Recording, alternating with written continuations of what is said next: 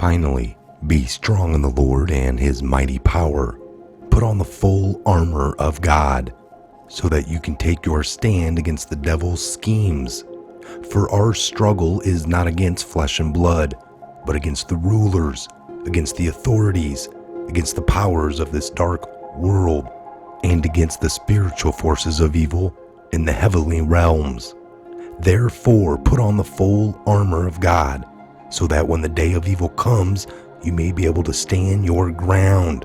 And after you have done everything to stand firm then, with the belt of truth buckled around your waist, and with the breastplate of righteousness in place, and your feet fitted with the readiness that comes from the gospel of peace. In addition to all of this, take up the shield of faith, with which you can extinguish all the flaming arrows of the evil one.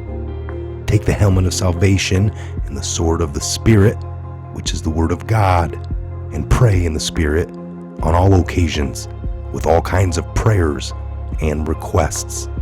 With this in mind, be alert and always keep on praying for all the Lord's people. Have faith in humanity, have faith in yourself, have faith in God. The Great Awakening.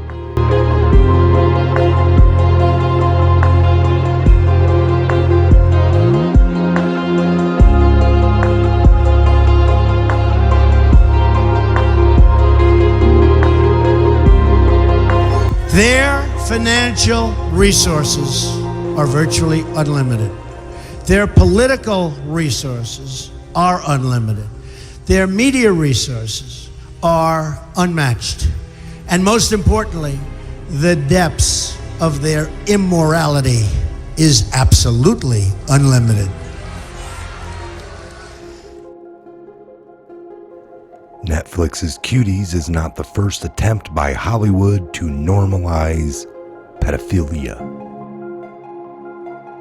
After studying and exposing the agendas of the establishment elites for the past 21 years, I can say with some authority that by watching these people, you quickly begin to understand the reality of the evil.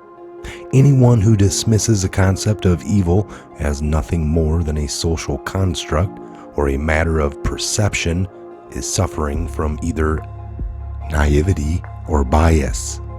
They have either been lucky enough to have avoided a run-in with the resident psychopaths in their town, or they have certain secret tendencies that they will not reveal.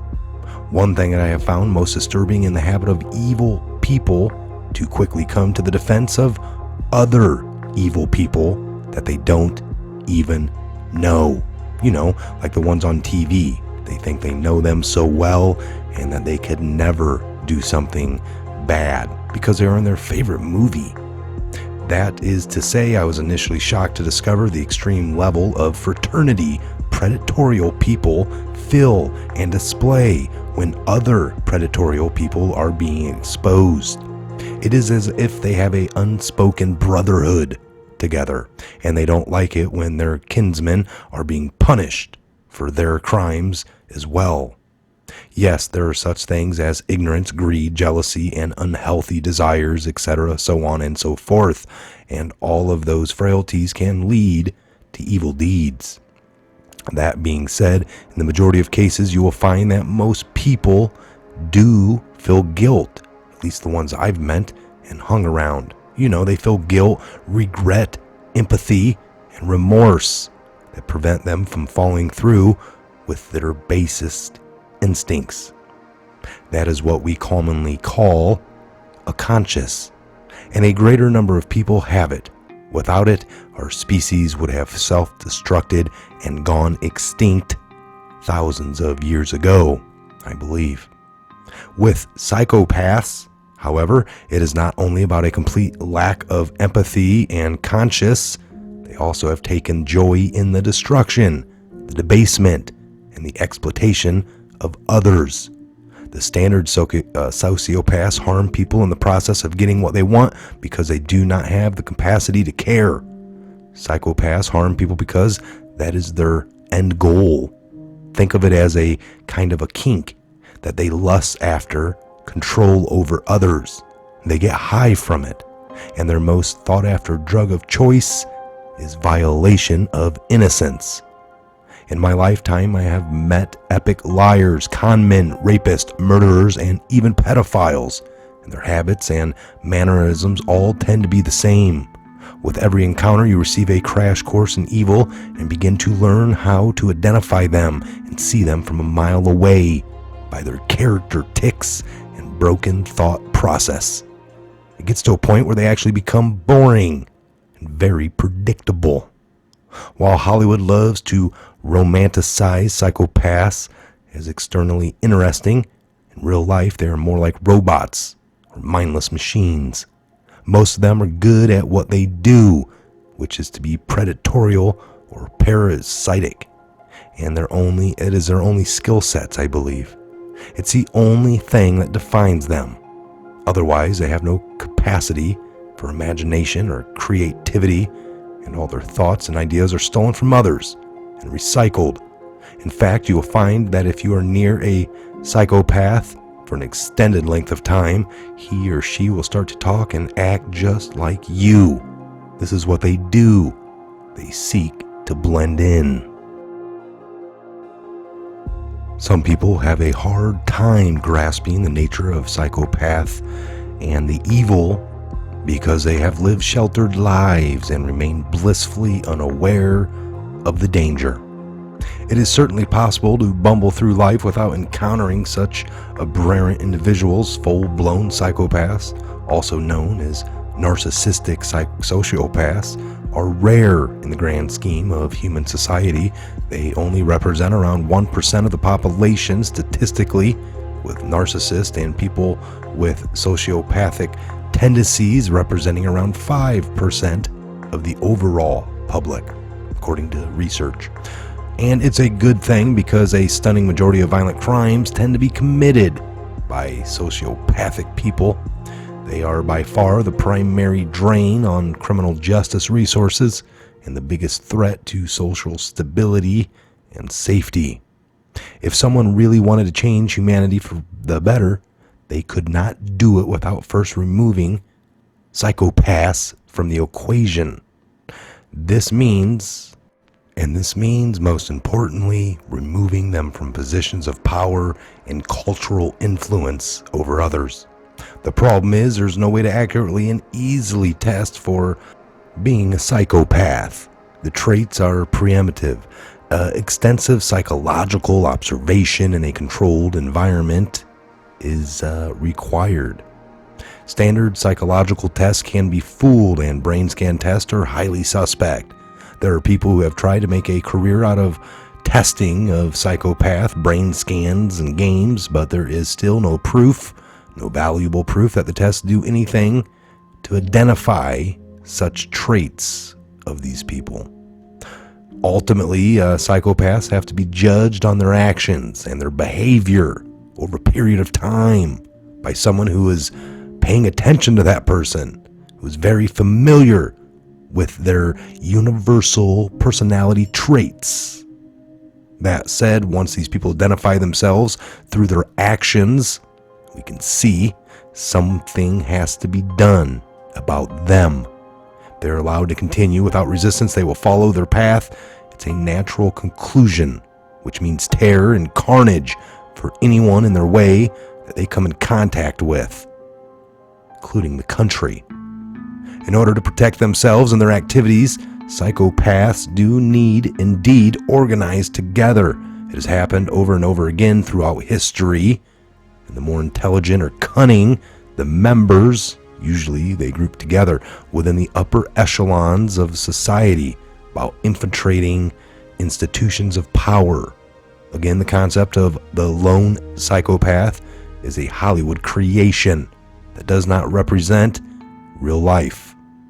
As long as there is a mutual gain to be had and there are plenty of victims to go around, psychopaths can easily unify. Hollywood has proven itself to this very theory over and over again over the years to be a haven for these kinds of evil people.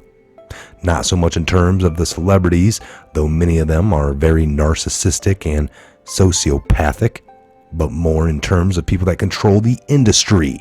The entire upper echelon was designed as a haven for subhuman tendencies. They have celebrated this openly in the past, though these days they pretend as if they are cleaning house. The machine of Hollywood is a vampire's trap, a shining beacon luring in talented or at least hopeful and star-struck people, draining them of their life, all of it, and then spitting them out once the feeding has finished. This is particularly true for our very young children, and the number of cases of child abuse in that industry is staggering.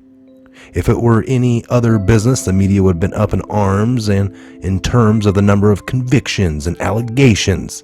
If it was in the fast food industry, has as many pedos charged as Hollywood, the MSN would be writing thousands of articles a year admonishing the burger barn molestation epidemic. But when it comes to Hollywood, mainstream journalists very rarely write an article, and all they do is defend the people at the top, and they attack the critics as conspiracy theorists, of course.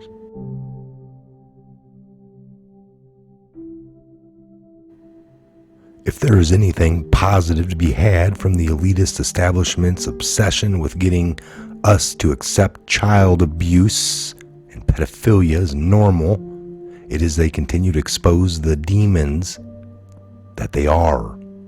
Luckily, it seems America and much of the world has rejected the movies Cuties and some of these other nasty kind of movies coming out, and they've basically rejected it outright on its face. And I've even seen a huge push to get rid of Netflix, to get rid of your accounts. I know several people that have personally. And any interest in the film seems to be due to morbid curiosity about how such a disaster could have been produced and distributed. Hollywood is never going to convince the public that child abuse is okay. We won't let them, but they will continue to try until we put them out of business. I am Michael. This is the Patriot Hour. God bless, Godspeed to each and every one of you. And where we go one, we go all. One of these days the sky's gonna break and everything will escape. And I'll know. One of these days the sky's gonna break and everything will escape. And I'll know. So you understand my mood.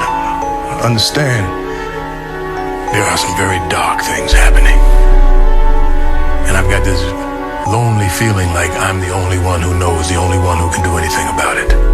Now everybody's got a ghost story, UFO or Bigfoot story. Now what I think stuff is both real and not real at the same time. I'm not a Star Trek fan. I don't know very much about other dimensions and all that. I believe in hell. I believe that it's more than just murderers and rapists down there. I believe in demons and vile shit, the grease trap of the universe. And the more I think about it, the more I think that it's not just some place down there. Oh no, that it's right here with us. We just can't perceive it. It's out there, in the air, even if you don't tune into it. The Matrix is everywhere. It is all around us. Even now, in this very room. You can see it when you look out your window or when you turn on your television. It is the world that has been pulled over your eyes to blind you.